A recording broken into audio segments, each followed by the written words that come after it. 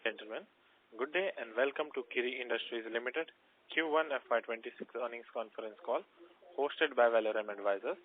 As a reminder, all participant lines will be in the listen-only mode and there will be an opportunity for you to ask questions after the presentation concludes. Should you need assistance during this conference call, please signal an operator by pressing star then 0 on your touchtone phone. Please note that this conference is being recorded. I now hand the conference over to Mr. Nupur Jain Kunia from Valorem Advisors. Thank you and over to you, ma'am. Thank you. Good evening, everyone, and a warm welcome to you all. My name is Nupur Jain Kunia from Valorem Advisors. We represent the investor relations of Kiri Industries Limited on behalf of the company. I would like to thank you all for participating in the company's earnings conference call for the first quarter of the financial year 2026. Before we begin, I would like to mention a short cautionary statement. Some of the statements made in today's earnings call may be forward-looking in nature. Such forward-looking statements are subject to risk and uncertainties, which could cause actual results to differ from those anticipated. Such statements are based on management's belief as well as assumptions made by the information currently available to the management. Audiences are cautioned not to place any undue reliance on these forward-looking statements in making any investment decisions. The purpose of today's earnings call is purely to educate and bring awareness about the company's fundamental business and financial quarter under review. I would now like to introduce you to the management participating with us in the conference call. We have with us Mr. Manish Kiri, Chairman and Managing Director, Mr. Jayesh Hirani, Senior Manager Accounts and Finance, Mr. Suresh Kundalia, Company Secretary. I would now request Mr. Manish Kiri to give his opening remarks. Thank you and over to you, sir. Good evening, everyone, and welcome to the earnings conference call for the first quarter of the financial year 2026. I will begin with a brief overview of our quarter one performance, followed by key operational highlights and strategic updates. On a standalone basis, in the first quarter of financial year 2026, revenue from operations stood at 181 crores, reflecting an 8% year-on-year growth. At the EBITDA level, the company recorded profit of 17.3 crores EBITDA compared to EBITDA of 13.6 crores in the same quarter of the previous year. During the quarter, the company reported a profit after tax of 7.2 crores, a significant improvement from loss of 1.7 crores in quarter 1 25. This was primarily due to dividend received from Longshan Kiri, contributing notably to its other income. On a consolidated basis, the revenue from operations for the first quarter stood at 202 crores, a growth of about 10% year-on-year basis. At the EBITDA level, the company recorded a profit of 18.6 crores compared to EBITDA of 14.3 crores in the same quarter of the previous year. Net loss for the quarter before accounting for the share of profit from associates and joint venture stood at 51.4 crores compared to the net loss of 1.1 crore in quarter 1 FY25. During the quarter, share of profit of associates and joint venture reported as 61.54 crores. On the operational front, in quarter 1 26 FY26, the dyes and dyes intermediate industry continued to face headwinds, particularly in reactive dyes, vinyl sulfone and H acid, due to raw materials volatility, especially fluctuating in caustic soda, flakes, nitric acid, J acid, Tobias acid, and many other intermediates prices. While export volumes of reactive dyes improved significantly, driven by recovering global textile demand and lower freight costs, vinyl sulfone and H acid remained under pressure. Despite these industry challenges, Kiri Industries Limited demonstrated operational resilience by maintaining a strong focus on its core business segments, liquidity management and capital structure. The company continued its efforts in optimizing the product mix, rationalizing cost, and enhancing internal efficiencies, staying committed to long-term value creation even amid ongoing macroeconomic pressures. with regards to the Dystar case, following a February 23, 2024 order by the Singapore International Commercial Court for an en bloc sale of Dystar shares held by Kiri Industries Limited and Senda International Capital Limited, court-appointed receivers and Kiri Industries have executed a sale purchase agreement with Zhejiang Longshan Company Limited on May 29, 2025. Under the SPA, the purchaser will acquire 26,23,354 shares of the company held by Kiri in Dystar, representing 37.57% of its paid-up share capital, for a base consideration of $676 million. An additional $20.29 million will be paid to cover any shortfall or obligations under the SPA. The final transaction value is subject to adjustments as per the agreement. The total amount is $696 million to be paid to Kiri. The deal is contingent on customary closing conditions and regulatory approvals. The long stop date for meeting all conditions is October 2nd, 2025, extendable to November 3rd, 2025, if agreed by the parties. With that, we can now begin the question and answer session. Thank you. Thank you very much. We will now begin with the question and answer session. Anyone who wishes to ask a question may press star and 1 on the touchtone phone. If you wish to remove yourself from the question queue, you may press star and 2. Participants are requested to use handsets while asking a question. Ladies and gentlemen, we will wait for a moment while the question queue assembles. The first question comes from the line of Yash Dantewadia from Dante Equity. Please go ahead.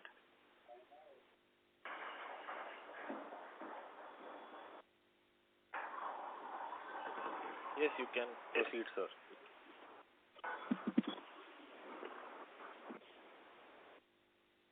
Mr. Yash, your line has been unmuted. Please go ahead.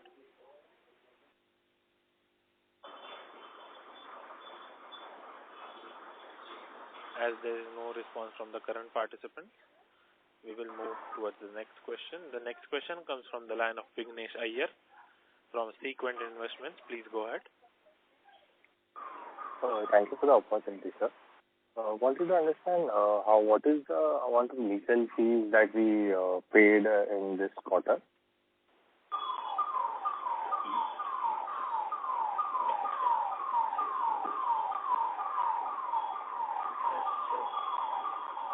You are referring to the legal cost for Singapore case?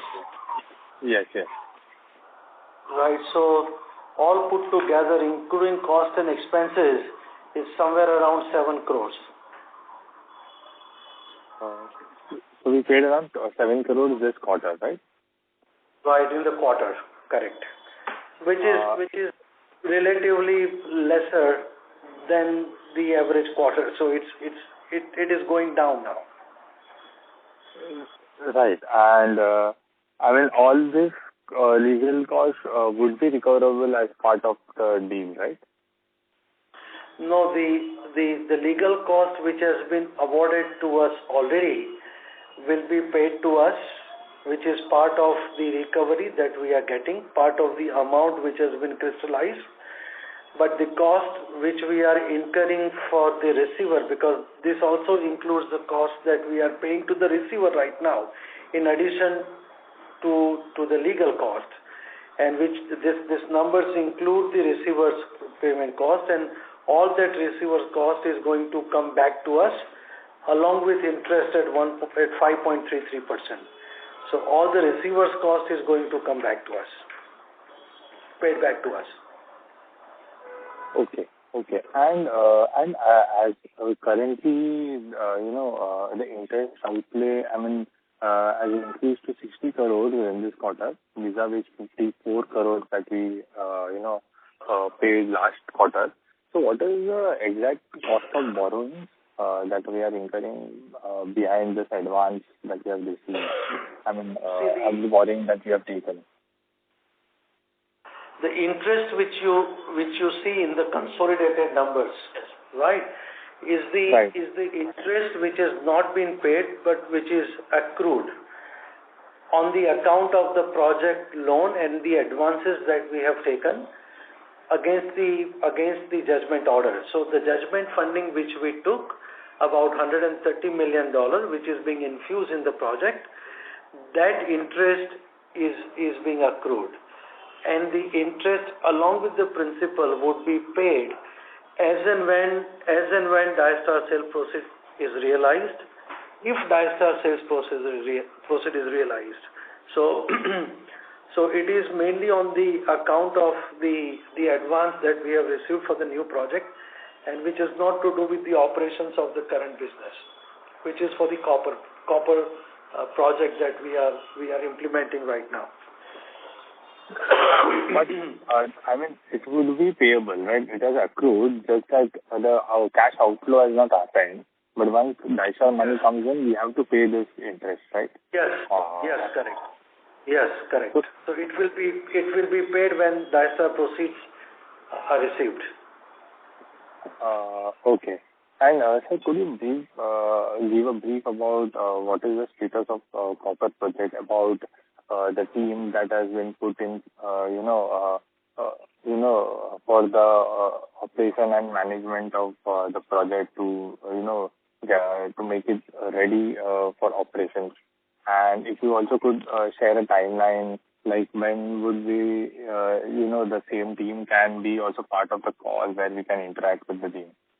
Right. See, there are significant progresses which has happened, and I will just briefly highlight to you without going into much detail. Number one, the project implementation is on the track. The technology supply agreements have been executed. The project work has already commenced at the site. Orders are being placed to the vendors, to various vendors. And various vendors are being now scrutinized and screened and selected. In addition to that, we have significantly also strengthened the team of the project. So there are many heads have joined in a senior team, and the total team has now increased to almost 25 people. And I think by this quarter there will be further addition. So the team will increase to at least 40 to 50 people, and this is the project execution team. So it's strengthening quarter on quarter. At some point in time, yes, as we mentioned earlier, there will be a senior management team who would come to answer your questions, and in 2026 onwards we will implement that. When we see a significant headway, when we see that the majority orders are placed, and we are in a full phase of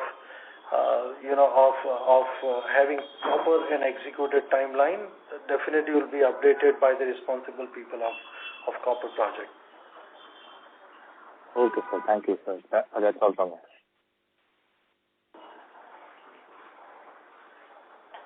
Thank you. The next question comes from the line of Vivek Joshi from Bandar Pooj Capital. Please go ahead. Yeah. Am I audible, sir? Yes, go ahead, please. Yeah, I have two questions. One, on the balance sheet, we have 192 crores that we have given to somebody which was not there in 23 and 24. So, whom is that been loan given to? There is no such loan given to any external party. No, but it's on the consolidated balance sheet, so it has to be an external party only. So it must be within the group company. It is within the group company. So Indo-Asia Copper, Kiri Industries Limited, between the two entities. It is intercompany. No, but it won't come on the consolidated if it was intercompany, sir. It is. There's a loan lying on the consolidated balance sheet in the presentation. Loans. You mean the advances given, the loan given to someone, or you are talking about the bond of the company? No, the advances given, that you have loaned somebody. It's not there, I think. Can you please send an email clarifying this, because it's not there. The advances and the loans are within the group companies. There is nothing beyond group companies. Okay, I'll send an email. My second question is, sir, can you give the capital allocated in the copper project in debt and equity currently? Because there is no mention, so it's quite disturbing to not have any mention of copper project in your press release, in your presentation. So it's as if it just vanished. So, I mean, if you can just keep updating on what's happening in the copper project, it will be good. Sure. We'll be pleased to do so. And if that is your suggestion, we will add at least 1 or 2 pages in our quarterly management note. We'll be pleased to do so. See, there is right now, whatever we are infusing in the copper project is only equity, right? And equity is being infused in Indo-Asia Copper Limited, which has been received from Singapore borrowings, correct? So right now the equity which has been infused, there is no debt which has been infused as of yet. And equity that we are infusing to the extent of $130 million, which is close to 1,100 crore, has not been fully exhausted yet. We still continue to deploy that funds, and that deployment would continue till the end of the year, till we receive Singapore sales proceeds, the final sales proceeds of Dystar. So everything is being infused as equity, but point well taken, and we will give you the numbers, and we will give you how much has been infused as an equity till date. Okay, thank you, sir. Yeah. Thank you. The next question comes from the line of Manoj Kumar Bhura from Adinath Financial Service Private Limited. Please go ahead. Good afternoon, Manishji. Good afternoon. Yeah, my question was regarding various visits you have undertaken. You have gone to Odisha, signed MOU with Odisha Chief Minister. You have gone to Brazil with the Prime Minister's business delegation. You have incorporated a new company in China. You have incorporated a new company in Cayman Island. We have a subsidiary company in Singapore. So many actions are being taken. Yeah. Can you throw some light on all these things? You should be happy about. So there are many activities. I am absolutely thrilled that Manish Bhai is moving around the world. Right. So see the Brazil visit was a part of the BRICS delegation where I was participating along with our official delegation which went to Brazil, and it was more of a representing the country. But as you are aware, our team also had a lot of meetings and visits in addition to Brazil with Chile and Peru, where the copper ore and copper concentrate sourcing activities are going on. So the visit was part of the representing country along with the team of our Prime Minister. At the same time, the team was also busy exploring the sourcing activities in South America. So that was that visit about. Odisha has been a quite a good opportunity which the company has been exploring. Nothing has been finalized yet, but looking at several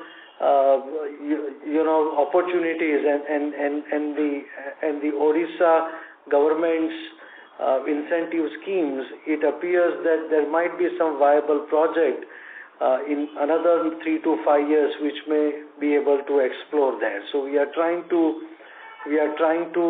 explore certain opportunities in Odisha, again, which is part of the Invest Odisha or Utkarsh Odisha, which they have started the campaign for, number 2. Number 3, recently I was also part of the delegates for the visit of President. Right. Philippines. Philippines president who visited here, and we had a very high-level meeting with them, and we have signed an MOU with Philippines in presence of Philippines president, participating in investing into a copper mine along with the government, and to sign an off-take agreement to purchase copper ore for our copper plant in India, right? So again, it is part of our entering into and securing our feedstock. Philippines is world's fourth largest copper reserve, and we are making our efforts to secure certain quantity of feedstock from Philippines. So it was part of the discussion with the president, and we were fortunate and lucky enough to have one-on-one meeting with the president and his team, and we could conclude certain future interests with them. Again, once the definitive agreements are signed, once we are able to execute the intentions that we have agreed upon, we will make the announcement when the things become concrete and the official agreements are signed. So these are the part of activities which include representing country, which includes our interest in copper project and the feedstock, and which also includes the future opportunities. And Manish bhai, regarding this, the money which we will be receiving very shortly, do you plan to hire some chief investment officer for your company to take care of the money? It is a very highly specialized job. Right. So we don't need to have chief investment officer, but we have formed a committee, which is the investment committee at the board level, correct? And we have recently hired a chief financial controller, correct? Because certain investments and the decisions will be taken by the board, and out of these funds which we are receiving post-tax, half of it is going to go as an equity into copper project. So half of the sales proceeds is already committed as an equity for the future project. So remaining half we will have board to decide in time to come, but there is no hurry to make a decision for the deployment of those funds. And regarding financial closure for this our copper project, how far we have gone? What is the status of that? It is in process right now, and we have several in-principle approvals received, and we still hope that by December or before December we will have complete financial closure. By the time the equity is realized, the debt would also be tied up. And the current business of our dyes business, I have seen that Longshan and Kiri is doing wonderfully, but Kiri is just lagging behind. What is the reason, and how do we propose to alleviate all those things and correct these things? See, you will have to look at the things in totality, okay? In the sense, there are two factors that you must analyze when you look at our financials. One, sir. Kiri produces not only dyes but intermediates and basic chemicals, correct?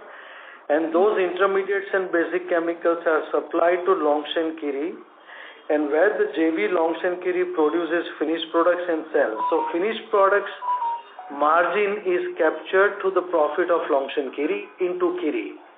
So you have two layers. So one layer is going from Kiri to Longshan Kiri, and when the finished products are sold from Longshan Kiri to the external customers, that is where the part of margin is captured, and that is what you see in the consolidated numbers. So when you look at the consolidated numbers, it's a correct picture where we capture the dyes margins of Kiri, integrated dyes margin, as well as integrated dyes margins for the sale of dyes of the intermediates of Kiri taking place through Longshan Kiri. Number two, there are certain chemistries and certain specialty products that is being produced and sold from Longshan Kiri, which is not being produced and sold at Kiri. So there is a difference in product portfolio. For example, Longshan Kiri has the only indigo manufacturing facility in India, the only plant which produces indigo in India. So it has certain advantage. Similarly, it produces products with fluorochemistry, which Kiri doesn't. Again, that is a differentiated product. That's a high-end product, and that is where the higher margins are being captured. So these are the two factors when you look at the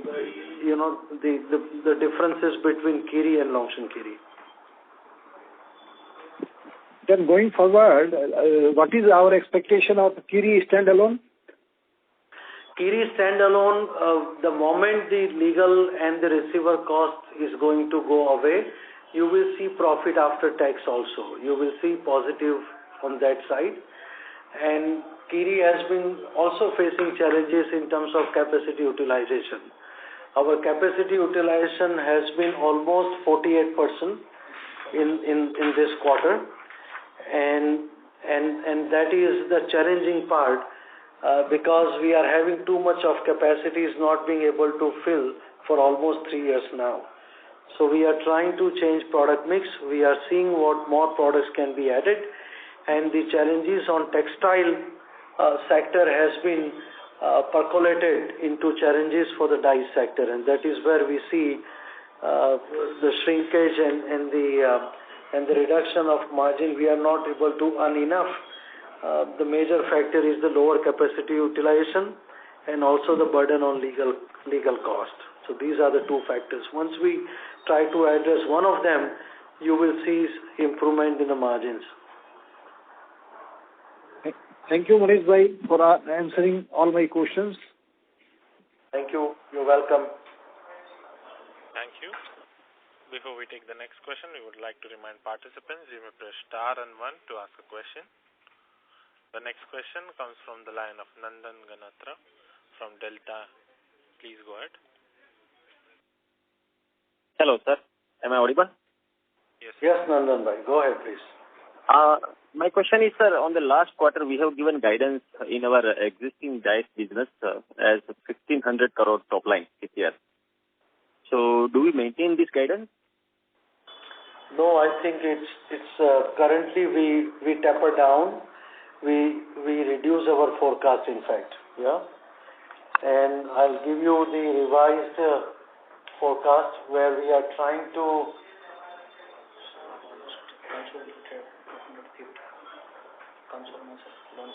annual forecast.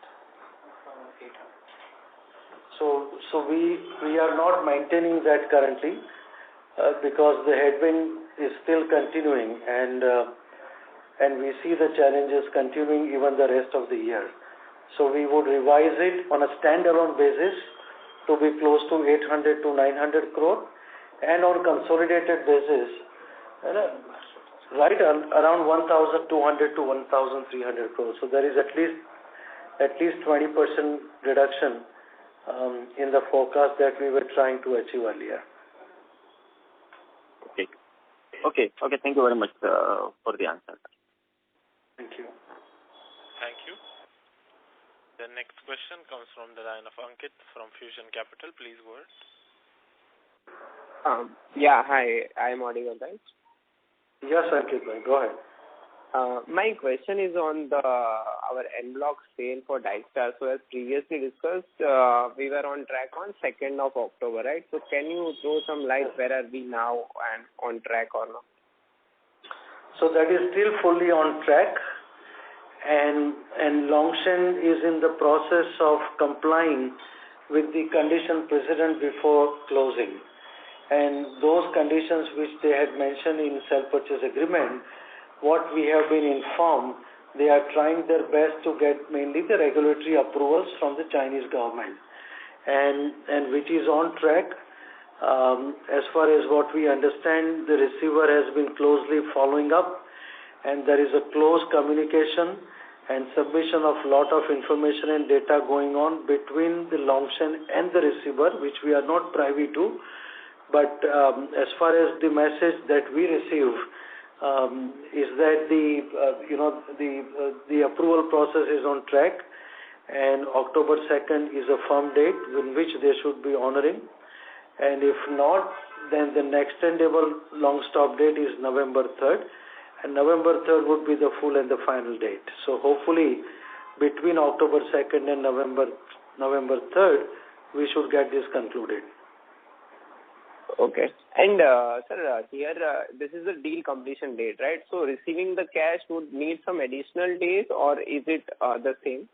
No, it's the same date. The deal is not complete unless and until we receive money. Correct? So it's the date on which the money is transferred to the escrow account of the receiver. So the date, and then the exchange of shares and the cash will take place. But it is the date on which Longshan fully paid, 100% payment has been made. That is the date on which the completion date. Got it. And sir, my small question on our copper plant. So are we expecting some revenues in FY26 or we are starting off in FY27 somewhere? 27, you will expect the revenue. Okay, got it. Great, sir. Partial revenue we will start expecting from FY27. And as I mentioned earlier, from next quarter onwards, we will also keep giving updates in our management note every quarter. So you know the progress and the timeline and also key aspects of the project implementation we will try to highlight. Got it. All the best. Thank you. Thank you. Thank you.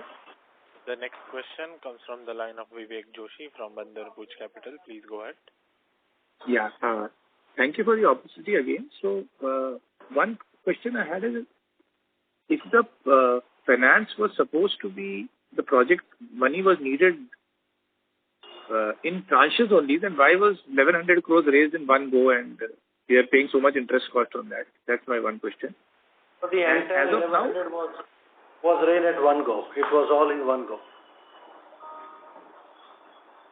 No, but as of now, how much is unutilized? So that we are paying high interest on that. That's what I want to do. Yeah, more than half is unutilized. Almost 600 crores is unutilized actually. Okay. And how much is the accrued interest which has not yet been paid on the balance sheet? I could not find that figure. Accrued interest. The interest has not been paid at all. So whatever is accrued interest is not required to be paid because the debt is not required to be serviced, till the Dystar proceeds are received. No, I understand, but accrued interest in the liabilities, under which head has it been added? I could not find it. Like, is it in the borrowings only it's been added? 1 second.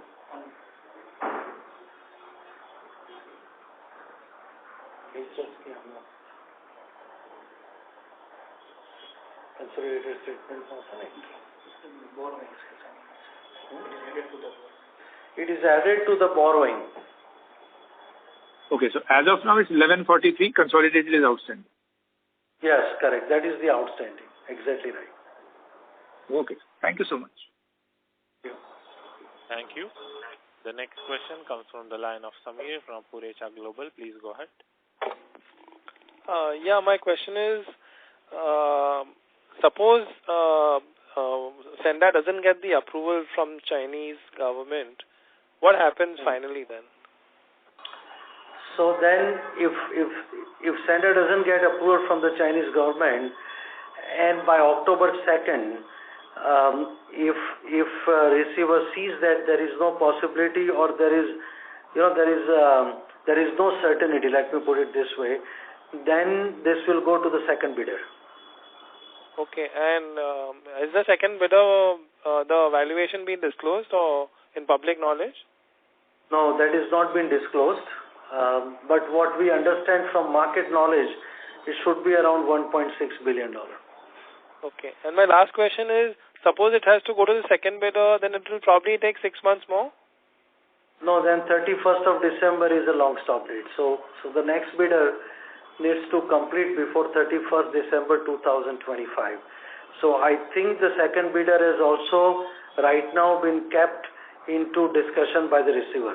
It has not been deactivated. Okay, but they'll be able to arrange such a big amount of funds within a month, you mean to say? So the funds and the proof of funds has already been, been confirmed by the receiver. So access to funds and proof of funds for the second bidder is supposed to be already in place. Understood. Fine. Last question on this point. It all depends on the second bidder's regulatory requirement, if there is any. And if it is a private equity investor, it becomes easier rather than a strategic investor. Right. And the last question is, do you think by any chance Senda can object or not agree to have it sold to the second bidder? No, it's not possible at all, because they have been given enough chance. They have been chosen as a preferred bidder. They again defaulted, and then there is nothing can be done. There's nothing they can do. Nothing they can object about. So by 31st December, you're hopeful whoever first bidder, second bidder, whoever takes it, the deal should be done with by 31st December. Exactly. Right. Thank you. Thank you so much. Yeah. Thank you. The next question comes from the line of Anj from Tenek Ventures. Please go ahead. Yeah, so I just wanted to say that why is it that other mutual funds have not entered Kiri Industries, specifically from India? And secondly, do you see it with the copper project in place, do you see this company becoming a 3 or 4 bagger in a few years? Even though you cannot specifically talk about how the share itself will go, but considering what you think will happen with the business in the future. And why haven't other mutual funds, etc., entered? What would you have to say on that? Well, if you do little bit research on the future projects and the revenue and the profits it can generate, where we are today and 5 years from now, the numbers would be changed by multiple times, right? So the performance of the company, assuming that the project is implemented successfully, assuming that we are becoming operational by 2027-28, which are the targets of the company, assuming that this happens, you will see a vast change in terms of its performance and numbers. So that can correlate with the multiple times the valuation it can reach compared to where it is today. That's the valuation part. Now, why the mutual funds are not entering, we don't have answer, to be honest with you. Neither we have any knowledge or information given by any mutual fund that why they are not investing in Kiri. So it would be difficult for us to speculate on that unless we have some information from any mutual fund, which we don't at the moment. We do have inquiries from mutual fund. Time to time they ask us for a call or a meeting, and we continue to make our efforts in that direction. So probably whenever time comes and whenever their criteria and their investment interest matures, they might invest, but it's up to them. Okay, and just the last question. You said the guidance you were making it 20% lower, but do you expect this? Do you expect this to change coming forward, or is this for the next 12 months you see certain difficulties in the market? Because other chemical companies have... Yeah, sorry. Sorry, the reason we have given a lower forecast is because, we have taken into consideration several factors. One is, I said, the challenges in the demand and the challenges of textile sectors are continuing. Number two, with the recent tariffs which we have now faced from the US, we see that there would be some realignment in terms of exports of dyes from India. Certain countries would become more prominent where the duties and the tariffs are lower, and the business will shift from some countries to the other. And that realignment is also going to take at least a couple of quarters. And eventually the quantum and the size of requirements, because the US is not processing any textiles, leather, or to a large extent much paper also. So usage of dyes is vastly in other countries. It's only a matter of realignment of where the export is increasing and where the export is reducing. That realignment might take another 6 months' time. So the realignment as well as the lower demand, both put together, we have given 20% lower forecast, but we don't see it would be changed for the rest of the year. Okay, thank you. And just one final thing. there was talks of a fertilizer plant as well. Is this along with the copper plant, or could that begin earlier? It is along with the copper plant. It's a byproduct of copper production. So copper smelting produces sulfuric acid, which is converted into phosphoric acid, and then from phosphoric acid to phosphatic fertilizers. So it is part of the integrated facility for manufacturing copper and fertilizer both. Okay. And just a final thing, there was some, even though the long stop date is the end of the year, but as far as from market knowledge, the deal should be done by October, right? Yeah, it should be done by October. We all expect that, and looking at the things which are going on track, we haven't seen any hiccup yet, and we have been given repeated confidence by the receiver that the deal is going to get concluded by October 2nd. So let's hope so. And there was some news in this thing about a prior CEO of the copper unit who'd made some drastic claims against Kiri. Could you shed some light on that? Because I think that Yeah, so I think if you look at the filings of the company to ROC, and there are certain legal notices issued to him, and the reason we had to fire him, his name was Sanjay Sarkar, and terminate him, was the integrity issue, number one. Number two, mismanagement and misconduct. Number three, misguiding the core management team and not being able to handle the complex situations, related to the project. So these are the factors, and integrity was one of the main factors. And there were certain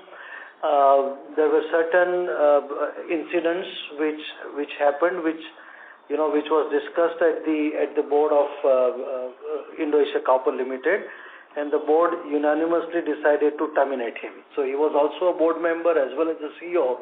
So not only he was fired as a CEO, he was immediately terminated by calling a board meeting, and then we had to relieve him. So whatever he must have written or he has written is coming from disgruntled employee who got caught on certain activities, and then the actions were taken by the management in the interest of the company and project both. So we need to ensure that we remain on track. We need to ensure that we remain in full budget, within the budget, and we need to ensure that the top team and the CEO, COO, all the high C-level team has, there has to be having full integrity and trust of the shareholders and the management. So we have taken that decision in the interest of the company. Thank you. The next question comes from the line of Yash Dantewadia from Dante Equity. Please go ahead. Am I audible? Yes, bhai. Go ahead, please. Hi. So, sir, I just had a couple of very important questions. One is, your budget is 8,000 crore for the copper plant, as you've stated before. And after tax, I think last con call you clarified to me that you were going to receive post-tax maybe 55 to 5,600 crore. So where is the rest of the funding going to come from? It is coming from debt. So out of 5,500 crore that we will have post-tax, we are going to invest about 3,000 crore as an equity in the project, and remaining 5,000 crore is going to come as a debt in the company. Have you already secured the debt? Part has already been secured in terms of in principle sanction letters. Parts are awaited. So we are expecting by the time the equity fully in by October, November, full debt is also going to get tied up, syndicated. Right. And my next question is regarding your location of your copper plant, and basically if you could just give us some insight on stage 1, stage 2, stage 3, stage 4, or whatever. How have you planned it? You said revenue will come by FY27. What kind of revenue are you expecting by FY27? So the location of the plant, which was your first question, is at Pipavav Port, which is in Amreli district in Gujarat, and the site is pretty close to the port. It is only about 8 kilometers distance from the port, and Great. that's a strategic location which is required for any smelter. Most of the smelters globally are at the port, and we are also at the port. So that's a strategic location. It has facilities connected to highways, connected to railways, and there are other large industries in neighboring areas too. So it's a strategic location, and that's how the location was selected. Right? Yeah. Then the second part of your question, in what phase manner and how the revenue is going to start. Correct? Yeah. So FY 2027, in which we would be expecting part of the facility to start, which would include our downstream products, which would include our refinery, and certain part of the plant will start, and that would generate, at least we are expecting, close to 12,000 crore of revenue in the first year.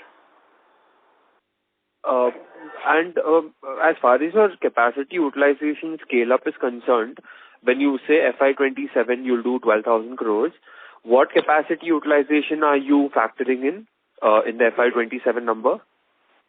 That because at that time full capacity might not be installed. The full capacity would be installed in 2028, but the part capacity would be installed and part capacity would be operational. Correct? So what number have you factored in your 12,000 crore guidance? What number have you factored in? So that is somewhere close to 25% of our capacity. Let me give you a rough number. Correct? So 25% of the capacity would be operational at that time out of the total capacity. Then 2028, another 50% capacity would be operational. And then 2029-30, another 25% capacity. All capacity would be installed by 2028, correct? So technically by 2029-2030, we should have entire capacity operational, and that would generate more than 40,000, 45,000 crore of revenue based on the current prices of copper. And I'm pretty sure you've been following the current copper prices volatility, right? Especially in the COMEX market. How do you see this volatility, and how do you think you're going to be able to kind of navigate yourself in this kind of a market where copper prices are falling intraday by 10-15% and then going up the same way because of Trump and these kind of global issues, if I may. Do you have a plan? Just throw any light, anything on it. Yeah. Hello. Ladies and gentlemen, the line for the management is disconnected. Please hold while we reconnect them. Thank you. Yeah.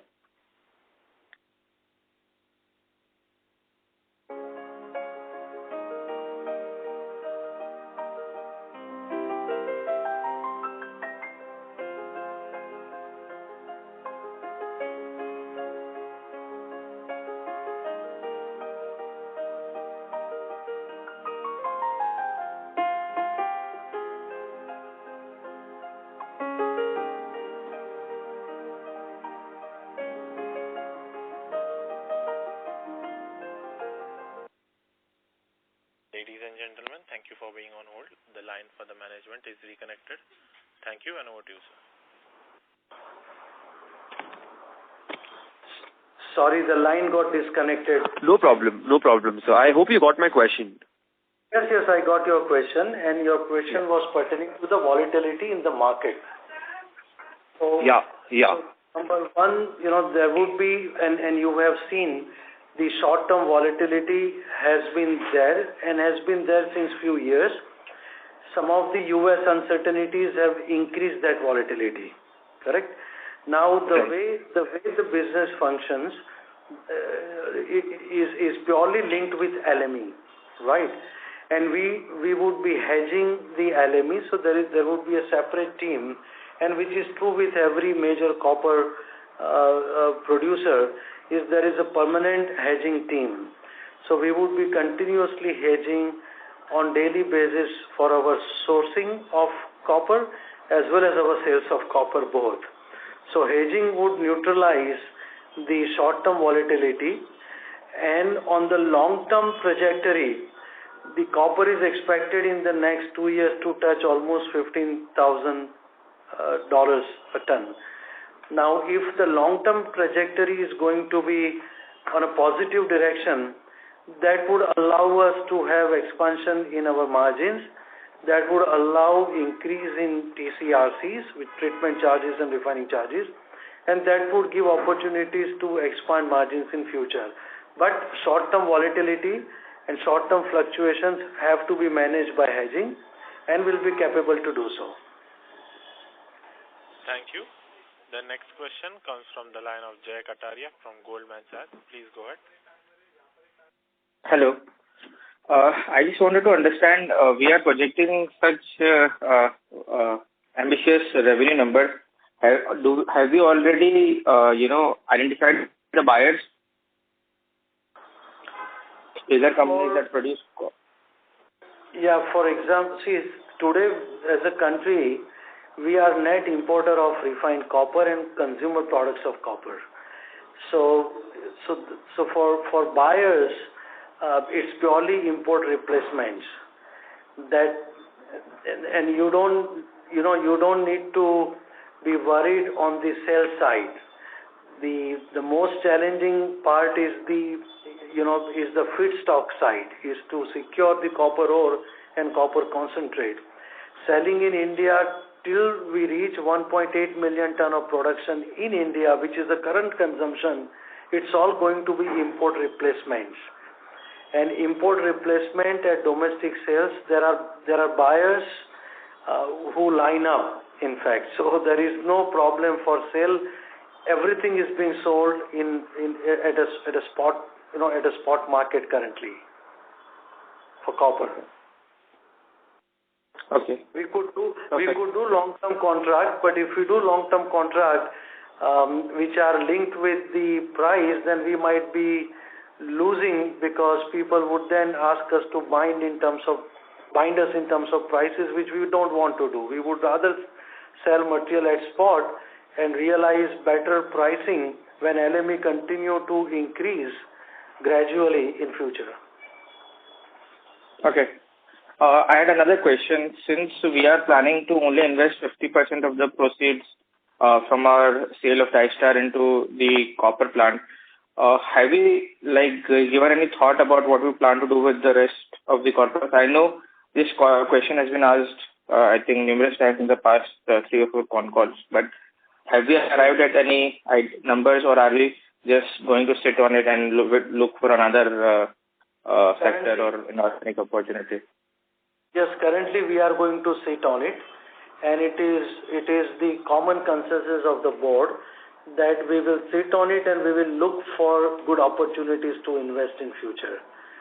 Right, so there is no crystallized deployment plan yet, and we would like to have first the cash in, and then look at what kind of opportunities come in the market in different sectors, this sector, other sectors, but nothing has been decided yet. We will wait. Okay, thank you. So one last question. So when are we planning to have that clarity? So sort of like if let's say by October we have the money, so can we expect in Q3's con call we would have some sort of idea of what we do with the money? I think post money is in, let us say by end of the year, right? So October to December quarter, when the funds are in, we should be able to give you clarity during that time. Okay, thank you. That's it from my side. Thank you. Thank you. The next question comes from the line of Sakit from Sagri. Please go ahead. Hi, thanks for the opportunity. Am I audible? Yes. Just taking a cue from an earlier question. So, there was also talks of, rewarding the shareholders. So, any clarity on that, or that sitting part is both, or there is some, like half goes to copper, some portion we have already decided to, share with the shareholders who have been waiting, for that turn. So, any clarity on that, and if any decision, by when do we expect any decision on rewarding the shareholders to be made by the board? It would also be in the same quarter when the funds are received. First the target is to get funds and ensuring that the sale proceeds come in a timely manner has been decided and confirmed by the receiver. But during the same quarter, we will also deliberate at the board of Kiri to decide what could be the split of rewarding the shareholders and what could be the portion that we can keep for the future investments. But as repeatedly mentioned in earlier calls, that there would be an amount where the shareholders would be rewarded. So, sir, based on, say, earliest possible date, which is, I think, coming as October, so can Q2 be, board meeting can be one of those timelines, the earliest possible? Of course, Q3 is always there. Yes, Q2. Yeah. We can also make an attempt and try to give clarity in Q2. Okay. Well, thanks, sir. Appreciate your inputs and patiently answering all the questions, and best of luck, sir, for future. Thank you so much. Thank you. Thank you. Ladies and gentlemen, due to interest of time, that was the last question. I now hand the conference over to the management for closing comments. Thank you, and over to you, sir. Thank you all for participating in this earnings conference call. If you have any further questions or would like to know more about the matters related to the company, please reach out to our investor relations managers at Valorum Advisors. Thank you and wishing you all a great day ahead.